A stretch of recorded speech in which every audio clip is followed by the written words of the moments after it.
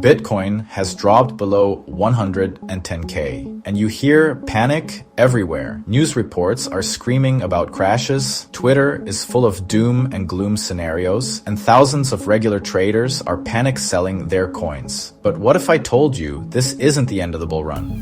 What if this is exactly what we've seen many times before? A classic bear trap. Look, these kinds of dips aren't new. In the past 4 years, we've seen the same pattern happen again and again. Bitcoin hits an important support line. Everyone shouts that it's over, and then the price shoots up to new highs. It happened in 2023. It happened in 2024. And again in April of this year. Always the same story. And every time afterward, you heard people say, I wish I had bought then. This feels like exactly one of those moments. And let's take a look at the numbers. Historically, these are the moments when Bitcoin shows its strength. It's simple. Limited supply, growing demand. Compare it to gold. Gold has served as a store of value for thousands of years. Bitcoin does that in the digital world. If Bitcoin only reaches half of gold's market cap, we're talking about prices of $400,000 per coin. That sounds crazy high, but based on adoption and institutional interest, it's just math. So why are we dropping now? Whales, big players. They know that regular investors panic sell during a correction. And every time they do that, those same whales can buy more cheaply. It's a game as old as the markets themselves, sowing fear to get in bigger yourself. Smart, but also ruthless. And this is why you shouldn't focus on the short-term candles, but rather on the long-term trend. And that trend is clear. Even people like Donald Trump have publicly said that Bitcoin can go to $1 million. Why? Because the players who really have influence, nation states, Fortune 500 companies, and the wealthiest families in the world are buying Bitcoin in huge amounts, often behind the scenes quietly, but they're building positions that we only see in the data months later. If such big players believe in it, why would you run away now?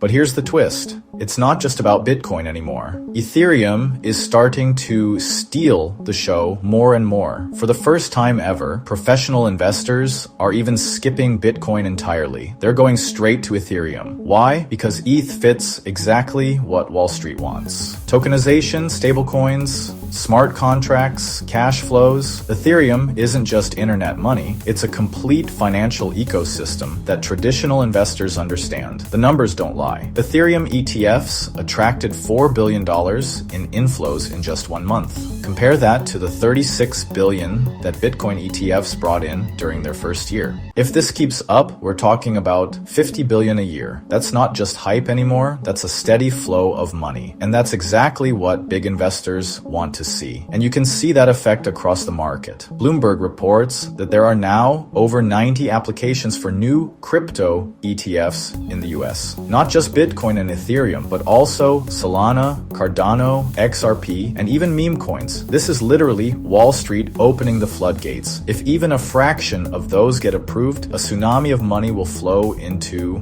altcoins. And speaking of altcoins, let's talk about XRP. Everyone knows the wild claims. XRP to $10,000. XRP takes over Swift. XRP replaces Bitcoin. Realistic? No. A market cap in the quadrillions is absurd. But there's still something you can't ignore. The community. XRP has one of the most dedicated fan bases in the crypto world. Combine that with possible ETF filings, with rumors about banks testing it, and you have a story that keeps attracting investors. And in crypto, a strong story can move mountains. Just look at Dogecoin or Solana in earlier cycles. But this story gets even bigger when you look at the big picture. The Federal Reserve is about to cut interest rates. What does that mean? Billions of dollars currently sitting in cash and money market funds will need to find returns again. And where do you think a large part of that money will go?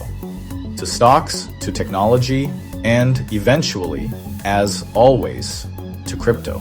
Historically, Bitcoin benefits more strongly than almost any other asset once the Fed eases up. Plus, more and more countries are thinking about national Bitcoin reserves. El Salvador was the pioneer but now countries like Bhutan, Brazil, and even Japan are talking about building strategic reserves. If governments start seeing Bitcoin as a reserve, then the comparison to gold is complete. And even more importantly, that puts an absolute floor under demand. And meanwhile, the fundamentals of crypto continue to develop. Ethereum is getting upgrades that make transactions cheaper and more efficient. Solana keeps pushing the limits with transaction speed.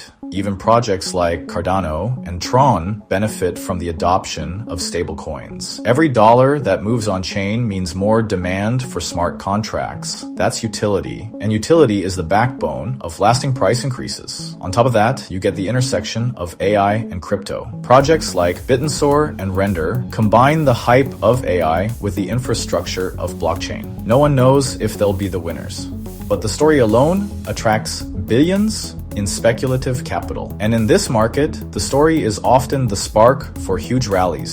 So let's bring it all together. Bitcoin below 110K is no reason to panic. It's a test, a last chance for those smart enough to see the long term. Ethereum is ready to soak up institutional money. Altcoin ETFs could unleash a new wave of adoption. XRP keeps running on the strength of its community. And the big economy, from rate cuts to national reserves, gives everything the perfect tailwind. Yes, there will be corrections. Yes, there will be times when the market wobbles, but step back a few feet and look at the big picture. This is a generational bull market. It's far from over. In fact, we're only halfway there. So the real question isn't, is the bull run over? The real question is, are you ready to profit from what's still to come? Because history shows one thing again and again: markets don't wait. They reward the patient, the visionaries, the people who look past the noise. The question is, are you one of them?